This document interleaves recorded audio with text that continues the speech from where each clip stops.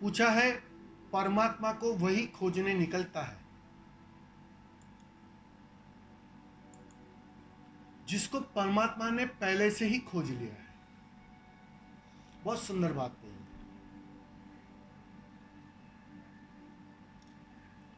खोजोगे कैसे तुम?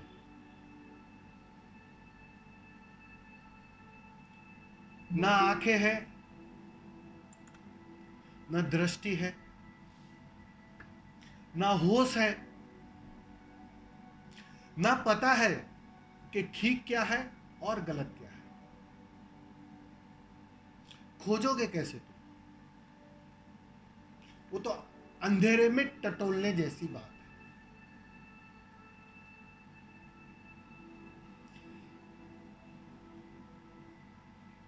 शुरू शुरू में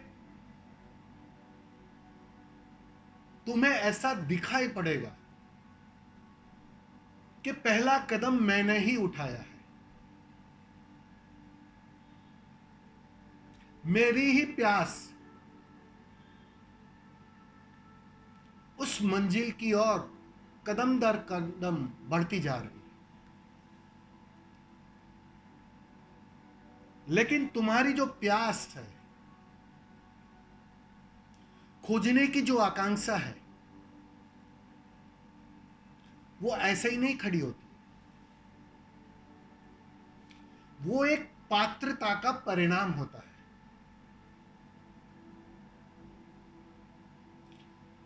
बेहोशी में ही सही, जाने अनजाने एक पात्रता फलित होती है। एक सरल चित्त सहज ही उसकी पुकार में जुट जाता है। तुम्हें दिखाई ना पड़ेगा क्योंकि होश तो है नहीं अभी। अंधेरे में हर कदम गलत हो वो जरूरी नहीं,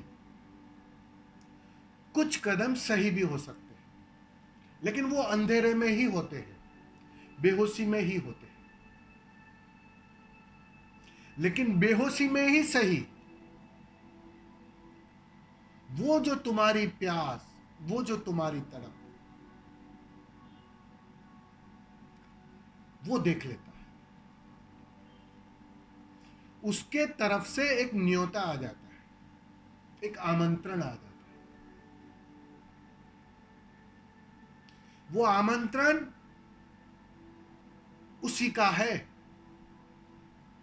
वरना तुम्हारा इस मंजिल की तरफ चलना असंभव था। तुम चल ही तब पाते हो जब कोई पुकारता है, कोई खींचता है, कोई आमंत्रण दे देता है, तभी तुम्हारी पुकार जगती है, तभी तुम तैयार होते हो चलने के लिए। चलोगे कैसे? उसी का निमंत्रण, उसी का आयोजन, उसी की ऊर्जा। पहला कदम भी जो उठा रहे हो वो उसी की तो देन है, वरना इन अरबों लोग में तुम पहला कदम उठाने के लिए भी तत्पर क्यों हुए? तुमने ऐसा क्या किया? ऐसी क्या उपलब्धि थी? कभी सोचा कि तुम पात्र हो गए? बस एक संयोग बन जाता है। वो अंधेरे में टटोलना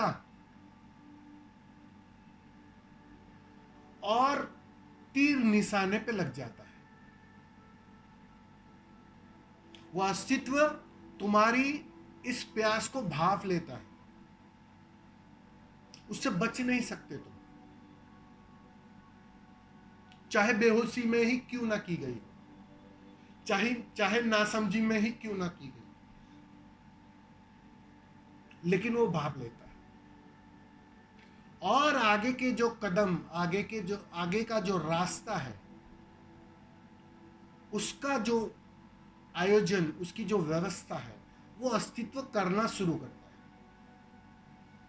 तुम्हें लगता होगा कि तुम खोज लेते हो किसे,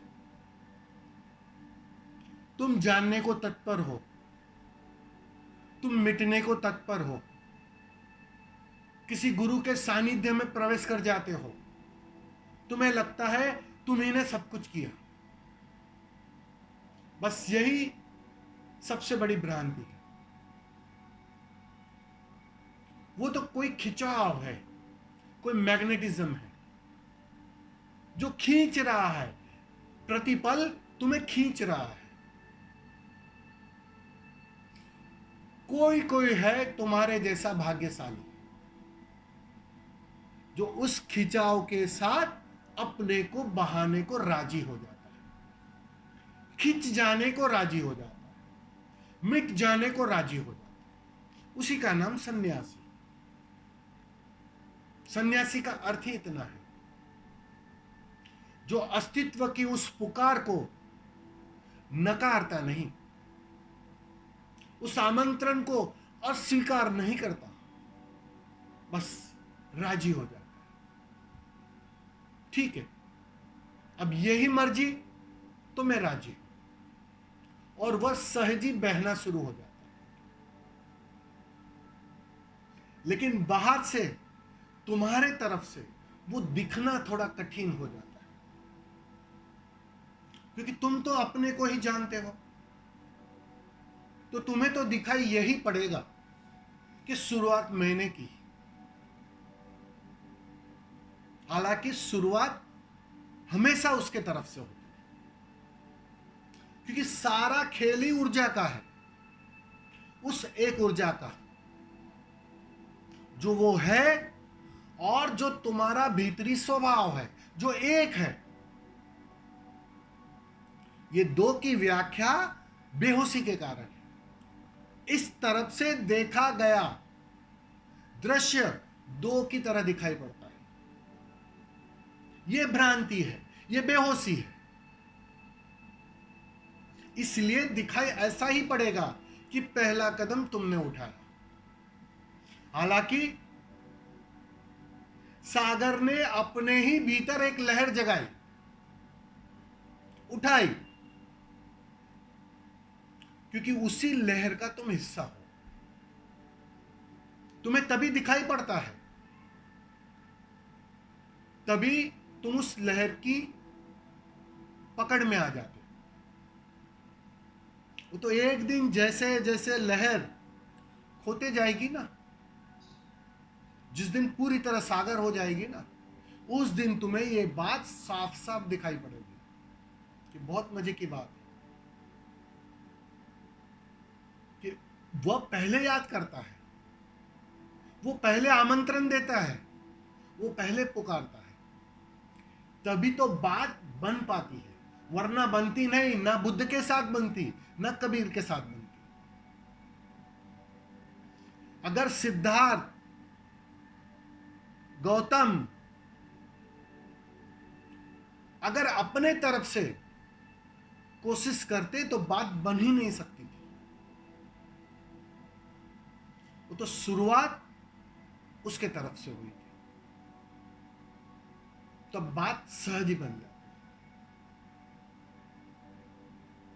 तो ये इसी संदर्भ में कहा है कि जो भी शुरुआत होती है, उसके पहले भी उसके तरफ से शुरुआत हो जाती है।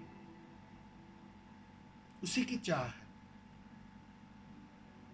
वो चाहता है तुम भी उस अद्वैत में रमो, उस अद्वैत में जियो, उस अद्वैत का हिस्सा बनो।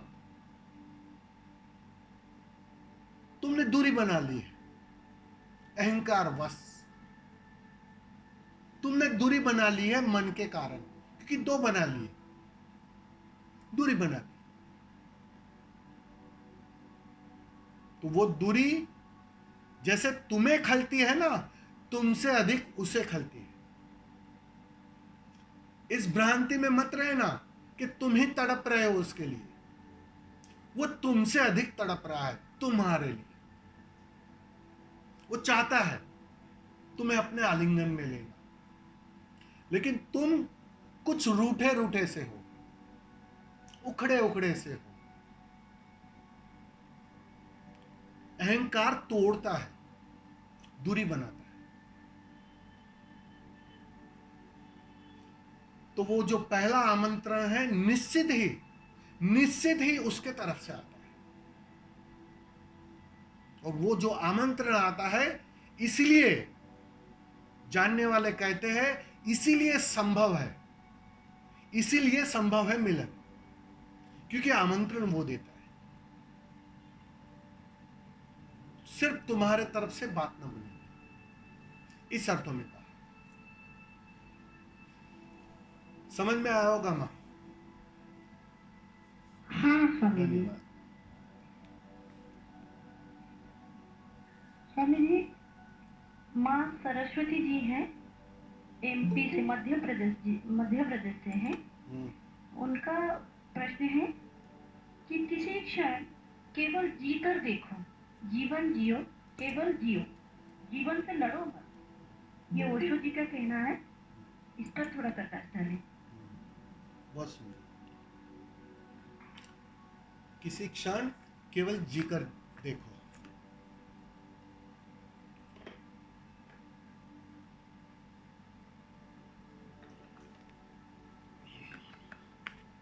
अब सोचो जरा, केवल जीने के लिए क्या करना पड़ेगा? किसी क्षण अगर सिर्फ जीना है, क्या करना पड़ेगा? आना पड़ेगा इस पल में। जी तो वही पाएगा जो इस पल में मौजूद है, जो इस पल में जिंदा है, जो किसी नशे में नहीं है। भविष्य एक नशा है, भूतकाल भी एक नशा है, होश तो केवल इस पल में है। जागना पड़ेगा जीने के लिए, आना पड़ेगा इस पल में जीने के लिए। यह बुनियादी शर्त है, वही जी सकता है। जीने के लिए पहले तो तुम्हें होना पड़ेगा। तुम होते कहां हो? या तो भविष्य में, या तो अतीत में। तुम्हारा होना तो इस पल में ही संभव है, बाकी तुम होते नहीं हो। वो तो मन है, वो भटकते रहता है, विचारों में रहता है। विचार तुम्हें इस पल में ठहरने नहीं देते, जीने नहीं देते। तुम वास्तव में यथार्थ से जीना छोड़कर सपनों में जीना शुरू कर देते, छूट जाता है। वर्तमान का क्षण गया कि तुम्हारा जीना खो गया, छा गया मन, आ गया अहंकार। अब एक झूठ की श्रृंखला शुरू हो जाती है। पूरा जीवन इसी झूठ की श्रृंखला में संलग्न रहता है, क्योंकि तुम तो हो ही नहीं इस पल में। और जीने के लिए शर्त है बुनियादी, इस पल में आना। तो ओशो कहना यही चाहते हैं कि आ जाओ ध्यान में, आ जाओ इस पल में। छोड़ो अतीत को और छोड़ो भविष्य को। ध्यान उसकी कला है। ध्यान से धीरे धीरे वो कला विकसित होती है कि कैसे कर तुम इस पल में जीना शुरू कर दो। वो कला विकसित होती है। और क्या होता है ध्यान में? उसी कला को तुम और गहरा करते हो वीडियो के माध्यम से। तो वो कहना यही चाह रहे हैं कि किसी पल सिर्फ जी कर देखो, अर्थात किसी पल इस पल में ठहर कर देखो। आ जाओ इस पल में, और जो इस पल में आ जाता है वो वास्तव में जी लेता है। ना कोई विचार, ना कोई भविष्य की चिंता,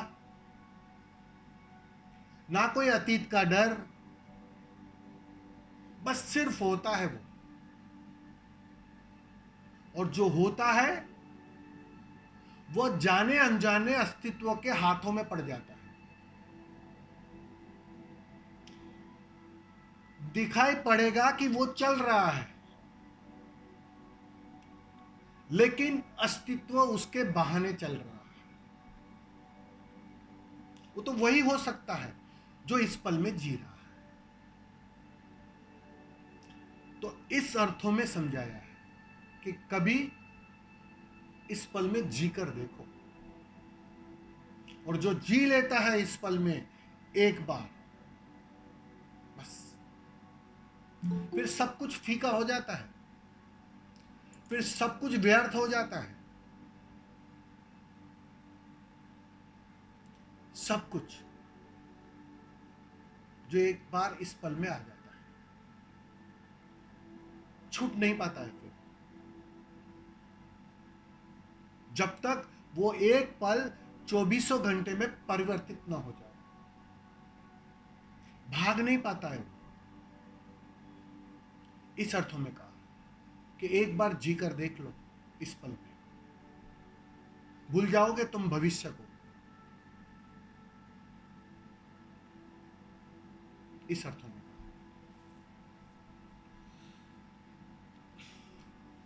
धन्यवाद।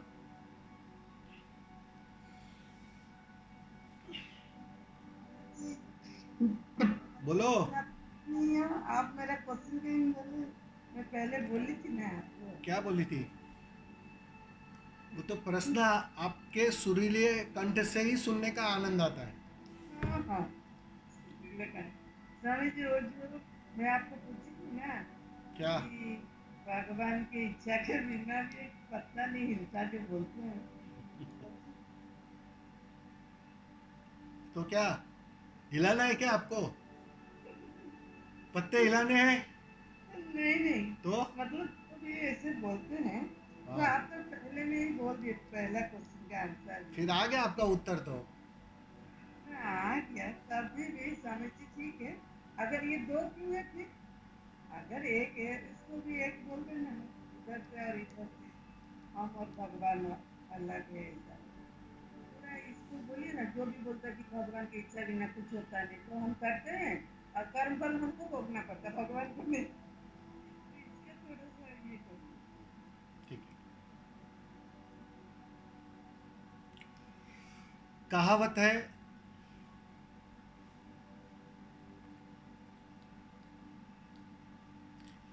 कि उसकी मर्जी के बिना एक पत्ता भी नहीं हिलता है।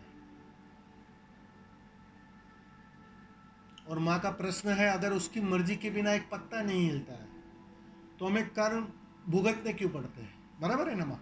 यही प्रश्न है ना? जी जी।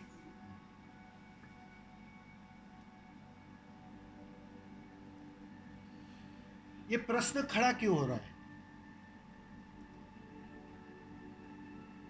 क्योंकि दो की जो धारणा है ना, तुम हो और परमात्मा है, इसलिए प्रश्न खड़ा हो रहा है। अगर आप एक दूसरे पहलू से उसको जानो, क्योंकि सारे जानने वालों ने इसी बात को दोहराया है, इसी बात को चिक चिक कर कहा। किसी भी जानने वालों ने, सारे बुद्धों ने कभी नहीं कहा परमात्मा है। वो इतना जरूर कहते हैं कि उसके अतिरिक्त कुछ नहीं है। मैं हूं कहां? ये जो मैं हूं, ये ही तो भ्रांति थी मेरी। यही भ्रांति को मैं पाले हुए था, जन्म से लेके अब तक, या कहो जन्मों जन्मों से। ये भ्रांति थी, वो भ्रांति टूटी, बस इतनी सी बात है। साधना इस भ्रांति को तोड़ने की साधना है, परमात्मा को पाने की नहीं, क्योंकि वही है, उसके अतिरिक्त कुछ नहीं। जो विज्ञान अब कहता है कि सिर्फ ऊर्जा है, ऊर्जा के अतिरिक्त कुछ नहीं है। वो जो मेटल दिखाई पड़ता है वह भी बिल्कुल उसी ऊर्जा का हिस्सा है। ये जो चांद तारे दिखाई पड़ते हैं बिल्कुल उसी ऊर्जा के हिस्से हैं। जो भी ठोस दिखाई पड़ता है वह भी बिल्कुल ऊर्जा का ही हिस्सा है। कहीं ऊर्जा बहुत ही तरल है, कहीं ऊर्जा थोड़ी जड़ हो गई है। तुम्हारा शरीर भी बिल्कुल वही ऊर्जा है और तुम्हारा चैतन्य बिल्कुल उसी ऊर्जा का हिस्सा है। अब जैसे उदाहरण से समझो, पानी है, जम जाता है तो बर्फ हो जाता है, सख्त हो जाता है। उसे समझ लो तुम्हारा शरीर जैसे बर्फ है, और जब भाप हो जाता है, खो जाता है, वह उसे समझ लो आपका चैतन्य। अब उस चैतन्य और इस शरीर में भेद नहीं है, बस थोड़ी ऊर्जा जमी है। ध्यान के माध्यम से, वीडियो के माध्यम से, साधना के माध्यम से बस उस जमी हुई बर्फ को तुम गलाते हो, पिघलाते हो, और एक दिन वह शुद्धतम रूप में, अपने चैतन्य के रूप में जो तुम लेकर आए हो उसी रूप में प्रवेश कर जाती है। इसी को साधना बोलते हैं। साधना का मतलब यह नहीं है कि तुम मनुष्य हो और परमात्मा हो जाओगे। साधना का मतलब ही इतना है कि तुम परमात्मा हो, थोड़ा जड़ परमात्मा हो, बस इतनी सी बात है। अगर इस शब्द को थोड़ा ठीक से समझ लो, तुम जड़ परमात्मा हो। वो तरलता खोल दी है तुमने। साधना से गुजरकर, उस आग से गुजरकर तुम अपने उस वास्तव स्वरूप में फिर से लौट आते हो। जो बर्फ जम गई थी, जो भाप जम गई थी बर्फ के रूप में, उसी रूप में तुम लौट आते हो। साधना पूरी हो गई, कुछ बदला नहीं है तुमने। परमात्मा, जड़ परमात्मा फिर से अपने शुद्ध स्वरूप में आ गया। परमात्मा स्वरूप मतलब उसी का खेल है, उसी ऊर्जा का, वही है, उसके अतिरिक्त और कुछ नहीं। इसलिए जानने वालों ने कहा कि उसकी मर्जी के बिना पत्ता भी नहीं हिल सकता, क्योंकि वही है। पत्ता भी तो वही है ना। वो जो हवा उसे धकेल रही है वो भी तो वही है ना। सब कुछ वही है, वह एक ऊर्जा ही है, एक ही तत्व है,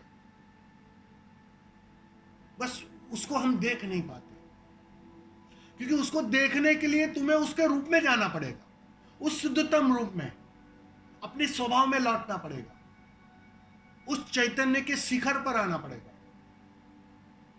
आज जिस दिन तुम उस रूप में प्रवेश कर जाओगे ना, तुम भी कहोगे अरे वाह, मजे की बात है, वही है, उसके अतिरिक्त कुछ नहीं। मैं था कहां, वो दिखाई पड़ेगा। उस दिन बात समझ में आ जाती। ये तो सब सारी भाषा की भूल होती है, क्योंकि सारी भाषा द्वैत के अर्थों में होती है, दो के अर्थों में होती है, मन के अर्थों में होती है। तो वो भाषा उस अनुभव से मेल नहीं खाती है, तो उसको भाषा में डालना कठिन हो जाता है। वो तो जिस दिन तुम उस शुद्धतम रूप में आओगे, बिल्कुल तुम कहना पाओगे, उसे समझाना पाओगे। हालांकि कोशिश बहुत की, जानने वालों ने कोशिश बहुत की, लेकिन उस शुद्धतम एक का तुम्हें दर्शन कैसे करवाए? चाहे शब्दों में ही सही, कैसे समझाए, क्योंकि वही है। तो उसी भाषा का हिस्सा है ये कि उसकी मर्जी के बिना एक पत्ता भी नहीं हिल सकता। और आप कहते हो कि फिर ये कर्म बंधते क्यों है, हमें भोगने क्यों पड़ते हैं? भोगने नहीं पड़ते, कोई भी कर्म भोगना नहीं पड़ता। वो तो जब तक तुम्हारी मान्यता है कि मैं हूं इसलिए भोगना पड़ता है। समाधि में ये मान्यता टूट जाती है कि मैं हूं ही नहीं, अहंकार गया। अहंकार एक झूठी मान्यता खड़ी करता है, मन एक झूठी मान्यता खड़ी करता है कि मैं हूं, मैं ठीक कर सकता हूं, मैं गलत कर सकता हूं। ये मान्यता के कारण तुम्हें भोगना पड़ रहा है। साधना तुम्हें कर्मों से मुक्त नहीं करती है, साधना तुम्हें मान्यता से मुक्त करती है। तुम मान्यता के पार चले जाते हो। वो मान्यता क्यों थी? अहंकार बस। वो मान्यता क्यों थी? क्योंकि मन था, क्योंकि दो थे। तो झूठी धारणा है, झूठा दृश्य खड़ा हो गया था, इसलिए तुम और मानने लगे, और मानने लगे। वो मान्यता घनी होते जाती है। बस उसी मान्यताओं को तोड़ना है। साधना वही काम करता है। जैसे जैसे तुम ध्यान में गहरे होते हो, ध्यान का स्वाद तुम्हारा अनुभव होने लगता है, वैसे वैसे तुम क्या समझते हो, तुम्हें क्या उपलब्ध होता है? कुछ भी नहीं। मुझे बताइए, इतने सारे लोग हैं, सबने ध्यान किया, क्या उपलब्ध क्या हुआ? हाँ, पुरानी मान्यता टूटी, स्वामी जी, पुरानी कंडीशनिंग समाप्त हुई। हाँ बोलिए। जो नहीं था वो नहीं हो जाता, हाँ बिल्कुल, जो था ऊपर के आ जाता। बिल्कुल। इसलिए तो आश्चर्य लगता है ना, जो है उस पर तुम्हारी नजर नहीं जाती है, क्योंकि मन का चश्मा है, और जो नहीं है उस पर तुम जोर देते हो। होश, ध्यान करता क्या है?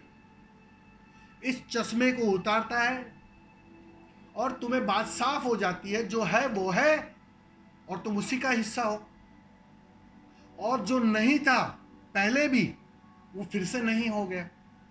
अहंकार नहीं था, तुम्हारी मान्यता के कारण अहंकार बना। तुमने माना कि मैं शरीर हूं, तब अहंकार खड़ा होता है, वापस चला जाता है। जैसे ही धारणा टूट जाती है कि मैं शरीर नहीं हूं, बात साफ हो जाती है। ध्यान करते करते, आउट ऑफ बॉडी एक्सपीरियंस करते करते बात साफ हो जाती है कि मैं शरीर नहीं हूं, वो तो कुछ अलग ही है। ध्यान में तुम मृत्यु देख लेते हो कि मृत्यु शरीर की होती है, मैं कभी मर नहीं सकता। वो बात साफ हो जाती है। जैसे ही वो बात साफ हो जाती है, वो जो कंडीशनिंग थी वो टूट जाती है। फिर अहंकार कैसे बचेगा, कैसे खड़ा रहेगा? क्योंकि अहंकार आया ही इस कारण से है कि तुमने कुछ और माना, अपने को शरीर माना। मतलब भ्रांति ही है, हाँ, मतलब भ्रांति ही है। बिल्कुल भ्रांति है, रस्सी में सांप। बिल्कुल। इसलिए तो यही तो बात है ना कि तुम्हारे सपने तुड़वाए जा रहे हैं, जो हालांकि है ही नहीं। यथार्थ में होता तो तुम घर के बाहर उसे फेंक आते, लेकिन यथार्थ में नहीं है, मान्यता का है। तुमने बस मान लिया है, रस्सी में सांप को मान लिया है। सारे बुद्ध पुरुष तुम्हें बस यही दिखाना चाहते हैं, भैया ये रस्सी है, सांप पहले भी नहीं था, अभी भी नहीं है। इसलिए अगर ठीक से समझो, अष्टावक्र ने बहुत सुंदरता से इसे कहा है, ठीक से समझो तो कोई साधना हो ही नहीं सकती। अब तुम स्वस्थ हो और तुमने अपने को बीमार मान लिया है, अब तुम डॉक्टर के पास जाते हो, गुरु के पास, भाई कोई दवाई दो हमें, डॉक्टर साहब कोई दवाई दो। अब अगर डॉक्टर दवाई दे तो वो उससे भी बड़ा मूर्ख, क्योंकि मान्यता, वो मान्यता इतनी घर कर गई है, इतनी अचेतन की गहरे में बैठ गई है कि उसको तोड़ने में वक्त लगता है, वो पुरानी आदत टूटने में वक्त लगता है। इसीलिए तुम्हें साधना का समय लंबा लगता है, क्योंकि वो टूट रही है मान्यता। और जिस दिन मान्यता पूरी तरह टूट जाएगी ना, जो नहीं था वो फिर से नहीं हो जाएगा, और जो था वो निखर कर सामने आ जाएगा। उसी का नाम समाधि है, उसी का नाम बुद्धत्व है, उसी का नाम मुक्ति है। मुक्ति का मतलब यही है ना, मैं से मुक्ति, झूठे मैं से मुक्ति, तो दिखाई पड़ जाएगा। समझ आ रहे ना माँ? तो पत्ते को हिलने दो, वही हिला रहा है, चिंता मत करो। ठीक है, धन्यवाद, प्रणाम।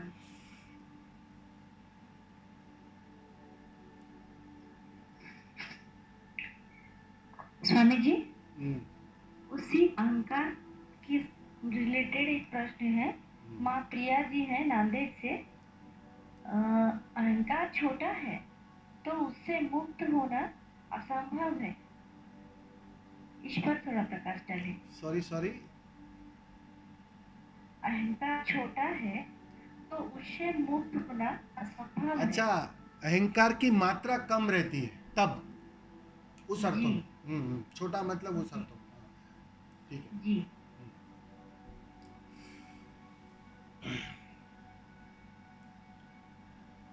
छोटे को छोटा